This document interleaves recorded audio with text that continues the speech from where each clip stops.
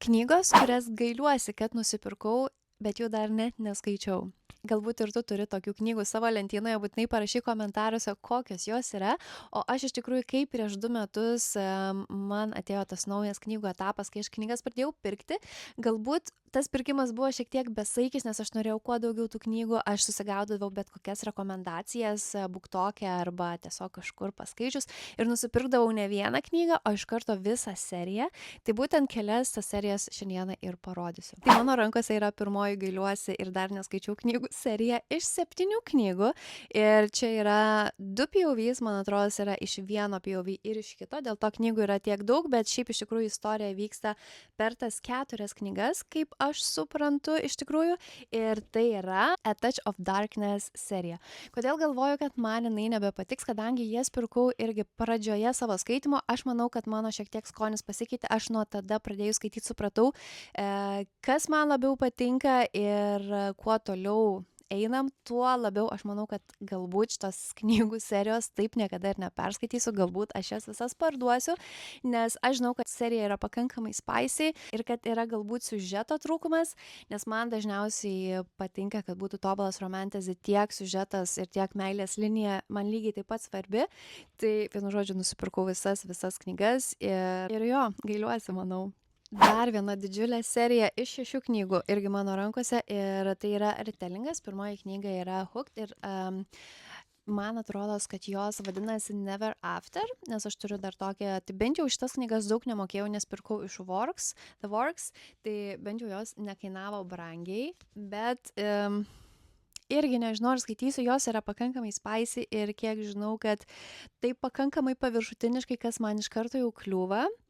Tai vienu žodžiu turiu šitas knygas, nors nepaisant to, naujausia knyga turi visai gerus atsiliepimus. Jeigu neklystu šiandien ir spalva labai graži ir leidimas tikrai yra labai gražus, tai net nežinau, ar duočiau tai serijai kada nors vilti, kad aš ją skaitysiu ar ne, bet kol kas irgi gailiuosi ir dar neskaičiau. Tai kas mane žinot, kad romanai nėra mano mylimiausias žanras ir aš kažkaip galvoju, kad Magnolia Parks man irgi nepatiks. Ir dar aš turiu šiuos ne pačius gražiausius viršelius, nes kitas leidimas šiaip iš tikrųjų yra labai gražus. Tai kažkada irgi nusipirkau ir nežinau, ar duosiu šansą, bet gailiuosi, kad pirkau ir dar neskaičiau. Šita duology mano knygų lentynoje yra bene seniausia, aš jas nusipirkau tik keli mėnesiai, man atrodo, perskaičius Agotar. Tai knygos vadinasi These Hollow Vows, tai yra duology ir aš jas pirkau, nes girdėjau, kad jos yra labai panašios į Agotar. Tik vėliau gyvenime sužinojau, kad nieko panašaus į Agotar tikriausiai daugiau niekada nebus, bent jau mano atžvilgiu. Ir tiesiog buvo kvaila pirkti, bet tada buvau visiškai įsimylėjus ir norėjau dar kartą patirti tą, ką patyriau su Agotar.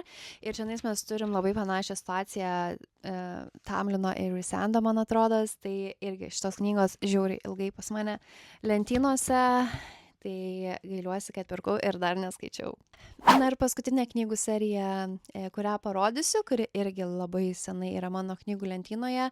Ir tai yra Lightlark. Kažkaip kuo toliau, tuo labiau galvoju, kad man jos irgi nepatiks, nors tai yra meilės trikampis, dėl to buvau ir susigundžius nusipirkti, bet ir iš kitų atsiliepimų merginų suprantu, kad kuo toliau tenais negerin. Tai ir aš manau, kad jos panašaus lygio kaip Powerless ir Powerless man nelabai patiko visgi, tai nežinau, ką su jom darysiu. Dar nenusprendžiau. Bet jeigu aš klystu ir kažkurios iš šių knygų tau labai patiko, būtinai parašyk komentaruose, pabandyk mane įkalbėti jas imti ir skaityti, o gal priešingai sutiksi su mano nuomonė. Ir būtinai parašyk, kokių knygų savo knygų lentynoje irgi turi, kurias pirkai, gailiesi ir dar neskaitai.